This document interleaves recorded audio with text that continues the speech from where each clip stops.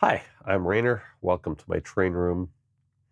Happy New Year. As I'm recording this part right now, it is actually New Year's Eve, but by the time I get this video out, it's going to be next year. So Happy New Year to everybody, and hope you had a great Christmas season and a great holiday. I'm going to start out this year with a structure build. I am trying to get some more buildings built for my town scene over here. And in an earlier video, if you look back, I had some foam core cutouts of the kind of the footprint of some of the buildings to figure out where they're going to go. And so at this point, at least, things may change. But at this point, I'm planning on building a little gas station for here. And for that, I have this Walther's vintage gas station kit. And I'm going to try to get this built, and I'm going to try to do some interior details on it. It's going to be, at least the plan is that the front of it is going to be facing this way. So once I get the structure kind of partially built, I'll see how the windows look and where I need to put details, what's going to be visible. And for interior details in the gas station, well, I have great kids. They bought me a 3D printer for Christmas, among other things. And so I have been playing with that a little bit over the last couple of days. I've printed a couple of very useful things. One of them is a cradle to hold my NCE DCC control on the side of the layout, so it's not just laying somewhere and falling down or almost falling down, because I don't want it to fall down. I also built a little bracket to conveniently hold all of my Sony camera batteries over there above my desk, so they're not just kind of all over my desk. And I've also downloaded off of Thingiverse and a couple of other sites some HO scale files for printing some interior details, shelving, workbenches, lockers, some details that I want to try to put in some of my houses and stuff like that, just to get my head around operating the printer. Later, I actually have some projects in mind where I want to design some things for some train cars, to modify some train cars and things like that. So I'm going to be designing some of my own files. But for now, I just wanted to get used to using the printer. So I've printed a number of interior details, some of which I can hopefully use in this gas station. So I'm going to get going on actually resetting things in the room here for working on a structure building project, because currently my workbench is tucked in underneath the layout here to give me more walking space to make the room look a little bit cleaner. And so I've got to pull that back out. I've got to set up my overhead camera and my light and things like that. So I am going to get that set up, and then I am going to open up this kit. Now, I've already had it open because I was looking at the size of the base to figure out where it's going to fit. But I am going to get going on starting to build this thing and see how it goes and show you what I do along the way. So that's coming next.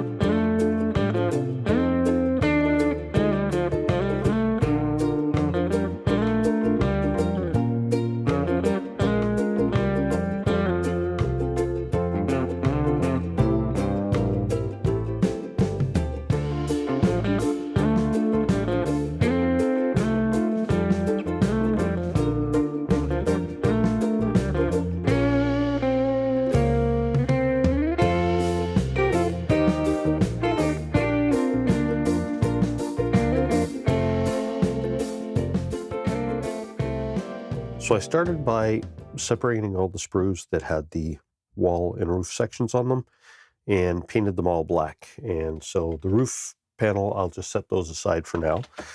The wall sections that were not brick, I then spray painted white. So that's this and this section. And then the brick panels I painted with a brush with some acrylic paint to give them the brown color.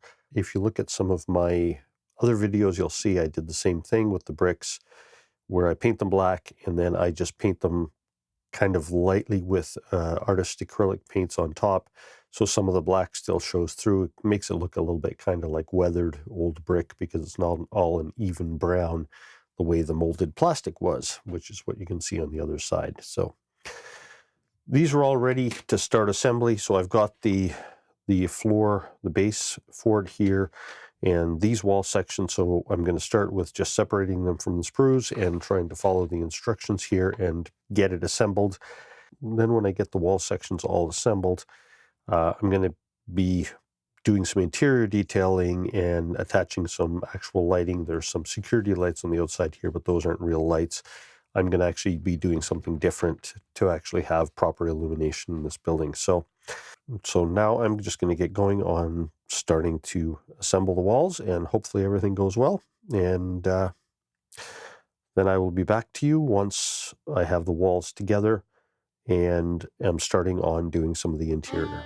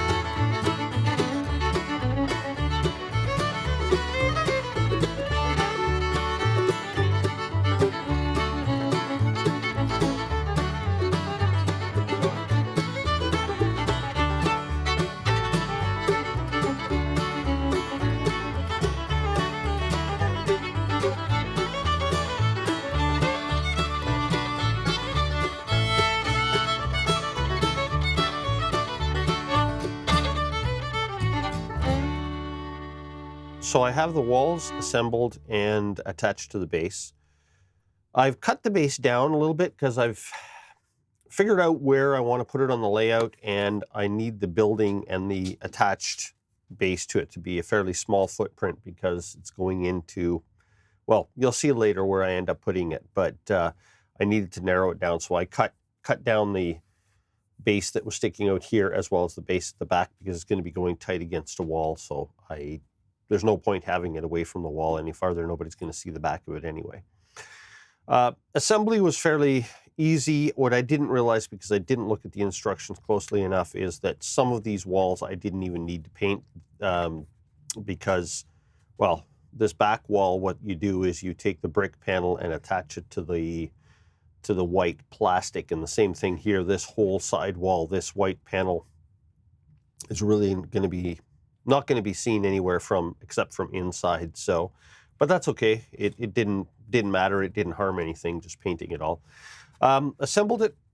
Instructions are fairly clear, except that there are a couple of options when you're building this that are not clearly outlined in the instructions. And the first one would be this back wall. Because I've got it going against a wall, we're not going to be using it, I decided to build it this way. But the other option is to put this brick panel in place of the other one, and then on the inside there are enough of these garage doors that you could put it with garage doors at the front and the back. I decided not to do that, so I used these blanking panels that are there.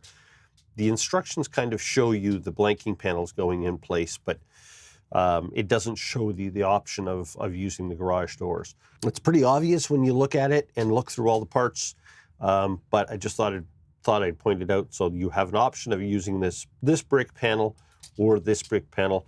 Use this one if you want doors in the back. If not, just use the blanking panels on the inside and put solid brick all the way across. The other option is this side wall. Again, don't go and put glass in the wrong panel. There's only one window glass that's sized correctly for these side walls, so make sure you look at it before you just start gluing them in, which panel you want to use. So the idea is that you can use this wall or this wall. This has two doors in the side for, I guess, men's and women's washrooms. This has no doors in the side. I decided to put it in with the doors. It's not really going to be seen on the layout where it is, so it really didn't matter which way I did it. And this dividing wall can also fit right here, or there's another set of ridges in the walls, and both walls have that. So the wall can be mounted right here or right here.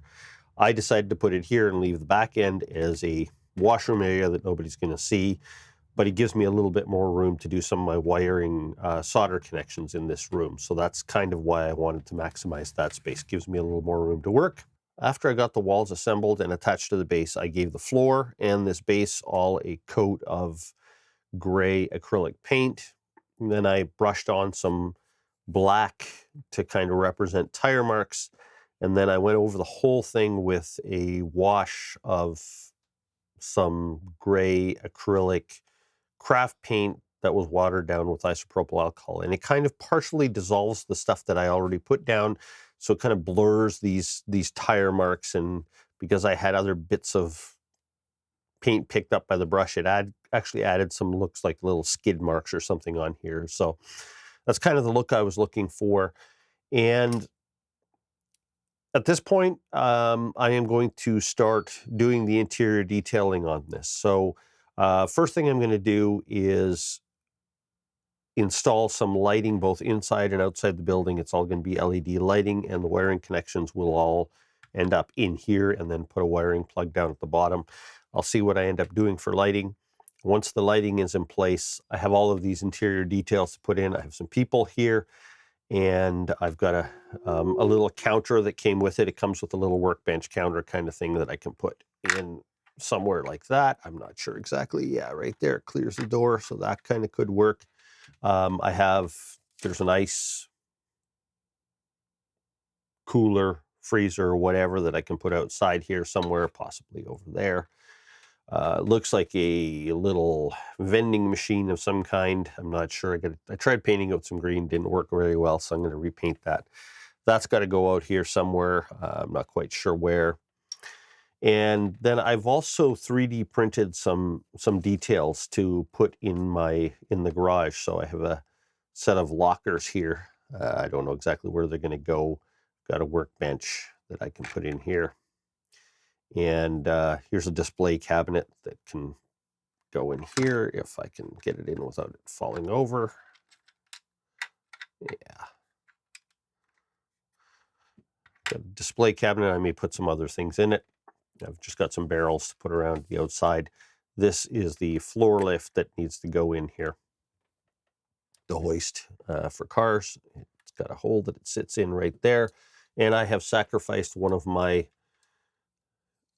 little HO scale cars that I've had since I was a kid, and it's going to live the rest of its life in this shop on a hoist right there. I've also got some people that I'm going to put in here. One of them is going to be a mechanic working inside, somebody behind the counter. At this point, the next step is to get some lighting in here, get the wires connected, get the interior details in it. And after that, I will be putting the roof on and putting it on the layout. So let's see how this goes. At this point, I think all the interior details I'm going to put in are in place. I just need to put the roof on it and set it on the layout, run the wiring under the layout for the lighting. There are some of these interior details that came with this kit, some that I added myself. So this little blue topped workbench, it was just white plastic, but I painted it. This little workbench or front counter or whatever you want to call it, it comes with the kit. The floor hoist, 2 floor hoists come with the kit. You can assemble them elevated or down. So this one is sitting down on the floor, and this one from this angle you can see there's a car on it. The car is a little HO scale model I've had as a kit, a very common model. A lot of people have them. They usually came as a little 6-car set with 2 of these and 2 of 2 other kind, one of them being a little station wagon. At least that's what most of the kits I've seen were. Sometimes they were in different colors, but I had 2 cars like this, 2 blue and silver, I think it is. No, 2 blue and black cars, and then 2 red and black station wagons. So this front counter, the hoists come with the thing.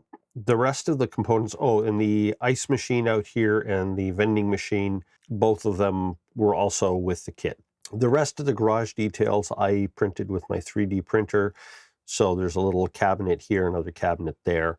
There's a workbench here, a couple of barrels, an oxyacetylene torch set. I put a couple of people in there. Oh, and the kit also came with this little garbage can here that I painted red. Put another barrel up here that didn't come with it. And then I also installed some lights. So from this angle, they look a little weird, but the lights themselves won't really be seen from a distance where I'm going to put this kit. So for lighting, what I did was I put in, there's actually 4 LED lights in here, 3 that are to provide an illumination, and a 4th one that just arrived in the mail today. So I thought I'd put one in to see what it does for an effect. So this light right here is just a little couple of bits of styrene tubing that I put in there just to create some diffused light in the office area. It's a warm white. This little black box over here has another warm white LED in it. All of these LEDs were pre-wired with resistors, so they're really easy. You just hook them up in parallel and run a power supply. Inside this tube, I put a cool white LED, and I just painted the top of it black to reduce the amount of light leakage that could create a hot spot on the roof with light showing through. Even though I have painted the roof black, just wanted to make sure that doesn't happen. And I also put a little piece of paper on the end because I tested the lighting and it was working like a little bright flashlight coming out the end. So I put that to diffuse the light a little bit. So that's the overall idea for the lighting. And then the 4th light is a little blue flickering light that came down there. I'm going to put that on, and I'm going to run a separate power supply just to see what it looks like and how it's going to work, if it's going to work for any kind of an effect. So this is the general lighting. If I turn this light off, maybe we can see a little bit better. So this is the general ambient lighting in the general lighting in the building. I'll turn them on again, and you can see there's a light in this office. There's a light outside here, and there is a light inside the building. And then I haven't tried my blue flickering light to see how it looks up there. I'm just gonna have to unplug these and plug that one in right now and nothing exciting, but it does kind of flicker a little bit. So maybe it'll look like a little bit like somebody's welding in there or something, or maybe it won't show anything, but just an experiment to see how this actually ends up working. The lettering that comes with this kit is they appear to be for American-based gas stations, and I'm in Canada, it's a Canadian layout. But I did some searching online, and there used to be a chain of Canadian gas stations called Supertest, and they used very similar buildings to this. So what I did was I went online and found some Supertest logos and printed them out on some wet transfer paper and printed them out on my inkjet printer. There's a little bit of bleeding, but that's okay. I'm going to be weathering things and looking at them from a distance. They're going to work out okay. And I have placed one of those logos here to the back of the office, one at the back of the shop, another one of their Supertest gasoline motor oil logos back here, just to kind of customize it a little bit. And I'm going to be doing the same thing on the outdoor signage. So all of the lettering is in place, all the signage is in place. There's a little restroom sign above the door on this side. And not that you'll be able to see those much because of where I'm putting this gas station. It'll be mainly a front view and a little bit down this side. So that's why I've put the vending machine and things like that over here. So at this point, I'm going to put the roof on it and get some wiring underneath the layout and place it where it needs to be, and we'll see how it looks back there. So I got the building all built. The roof is on it. The lighting is hooked up. It's all working. It's at the back of my town scene on my layout. Yes, the front yard where the pumps are going to need to go, I haven't built those yet, is going to be a little bit restricted and kind of an odd shaped space, but that's one of the problems that we have with model railroads. Sometimes almost always we're working with really kind of limited space. So trying to make the best of it. Originally, I was thinking of putting the gas station over here. I placed it on the layout over here, and it didn't really didn't look right for what I wanted. Put it back there, and I think it looks better, despite the fact that there is a little bit kind of limited yard space around it. To the left of it, I'm thinking of tucking another small house in there just to make it look like a continuous kind of a street scene there. So things may move a little bit in the back. Those trees were just temporarily put there to help things blend in. And yes, I have a backdrop back there. That was also a bit of a sidetrack I got on. Decided that I really needed to do something with that back wall. It just didn't look right with just the blue back wall right behind the building. So I got on my phone and found a photo that I cropped and got printed. So I'll do another video about that because I've done a couple of other backdrop sections as well on the layout at the same time. So yeah, I was putting up backdrops while glue and paint was drying on this building. So overall, I think it turned out really well. Nice little gas station if you're looking for 60s, 70s look on your layout, these older type gas stations. And it actually matches the architecture for some of these older gas stations that they had in Canada as well. So I'm happy with it. All the extra details, looks good. Still need to build the pumps, but my town scene is gradually developing. I'm getting more buildings in it and things are looking good. So I will do another video showing you more about what I have actually done back here and what I'm planning to do. But for now, happy with that building. Few little things, as I mentioned earlier in the video, about building it where the instructions could be more clear, but overall fit together well, worked out really well, happy with it. And I will leave you with a few more little short clips of what it looks like with the lights on, with the lights off in the room. And thank you for watching. See you next time.